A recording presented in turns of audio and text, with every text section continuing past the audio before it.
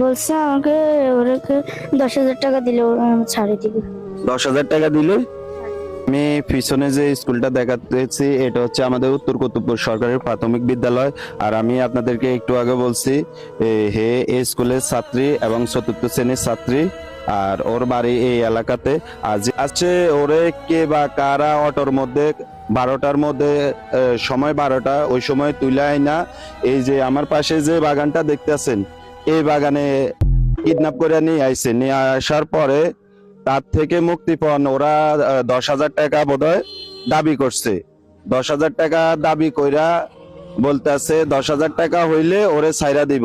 ওর মুখে শোনেন আপনারা, তোমার কোন সময় উঠাইছে এরা? 12টা। 12টা। আর কয়জন ছিল ওরা? 3 জন। 3 জন। আর কি কি কইছে? বলছে আমাকে ওদেরকে 10,000 টাকা দিলে ওরা আমাকে ছাড়ে দিবে।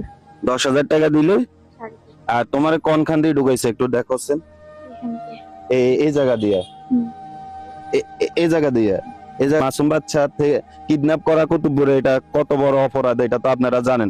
অবশ্যই এটার প্রতিবাদ সবাই অবশ্যই এই আওয়াজটা তুলবেন। তুমি চিল্লাইছো আজ? কাঁদছিলাম। কানছো কেন? কানছো আর কে উদ্ধার করছে? একটা বিদ্যুৎ বেটা। একটা বেটা কেন? অটো চালায় উনি কেন? না, হ্যাঁ, মুরব্বী টাইপের উনি তোমার পরে কোথায় দিয়ে আসছে? আমাকে ফুলের ঘোড়া যেখান থেকে ধরছে এখানে হ্যাঁ। দিয়ে আসছে। এখান দিয়ে আসছে কেন?